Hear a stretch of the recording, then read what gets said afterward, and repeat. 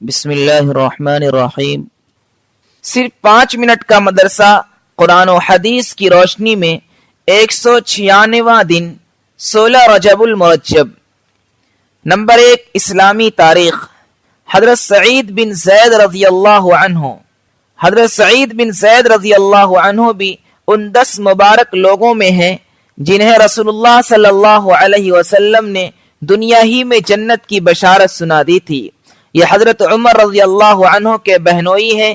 انہوں نے حضرت عمر رضی اللہ عنہ سے پہلے اسلام قبول کیا۔ وہ ان کی بیوی فاطمہ بنت خطاب حضرت عمر رضی اللہ عنہ کے اسلام کا ذریعہ بنی۔ ایک مرتبہ ایک عورت نے عدالت میں دعویٰ کیا کہ سعید رضی اللہ عنہ نے میرے فلاں زمین دبا لی۔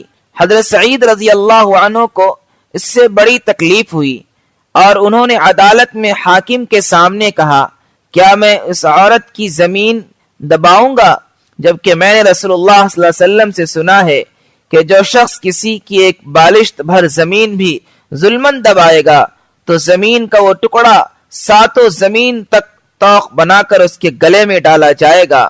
اس حدیث کو سننے کے بعد حاکم نے ان کو بری کر دیا، مگر انہوں نے دکھے ہوئے دل سے فرمایا، اے اللہ، تو جانتا ہے کہ وہ عورت جھوٹی ہے، تو اس کو اندھا کر دے اور اس کی زمین کو اس کی قبر بنا دے۔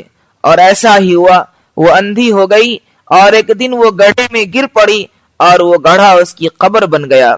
حضرت سعید بن زید رضی اللہ عنہ کا انتقال سن 50 ہجری میں یا اس کے کچھ بعد ہوا۔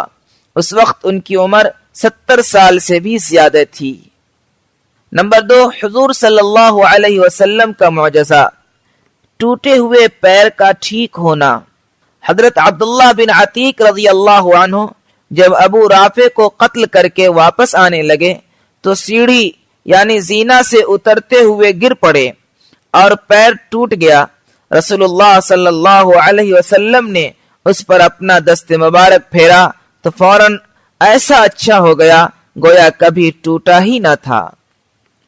نمبر 3، ایک فرض کے بارے میں، نماز میں قبلہ کی طرف رخ کرنا۔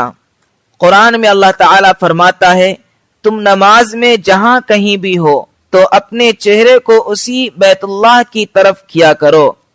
فائدہ، قبلہ کی طرف رخ کر کے نماز ادا کرنا فرض ہے۔ نمبر 4، ایک سنت کے بارے میں، کھانے کے بعد کی دعا۔ کھانا کھانے کے بعد یہ دعا پڑھیں، الحمدللہ الذی اطعمنا وسقانا وجعلنا مسلمین۔ ترجمہ، تمام تعریفیں اس اللہ کے لیے ہیں جس نے ہمیں کھلایا، پلایا اور مسلمان بنایا۔ نمبر 5، ایک اہم عمل کی فضیلت، ہر نماز کے بعد تسبیح فاطمی پڑھنا۔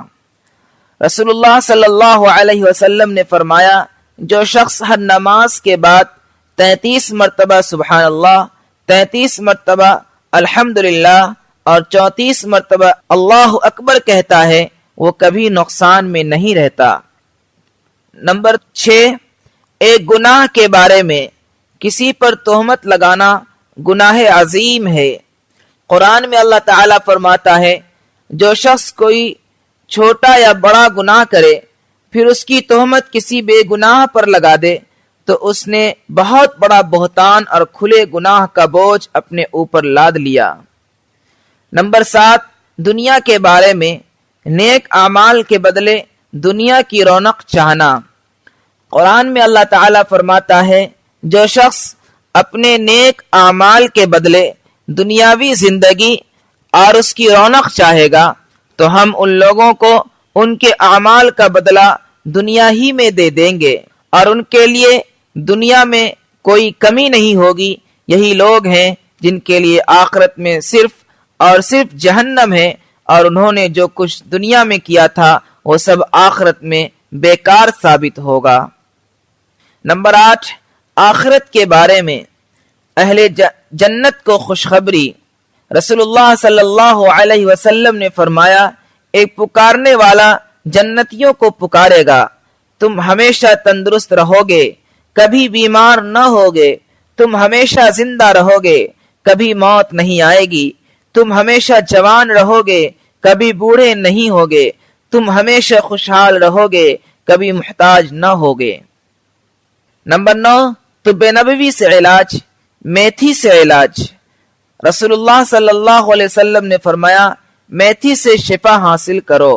फायदा, मेथी का जो शानदार नज़ला जुकाम को दूर करता है, पुरानी खांसी, पेट के फोड़ों और फेफड़े की बीमारियों में बहुत नफा बख्श है, सीने में जमा हुए बलगम के लिए बेहद मुफीद है और कब्ज को दूर करता है। नंबर 10, नबी सल्लल्लाहु अलैहि वसल्लम की नसीहत। रसूलुल्लाह सल्लल्लाहु अलैहि वसल्लम ने फरमाया, तुम अपने मुसलमान भाई से झगड़ा मत करो और न उससे ऐसा मजाक करो जो झगड़े का सबब बने और न उससे ऐसा वादा करो जिसको तुम पूरा न कर सको।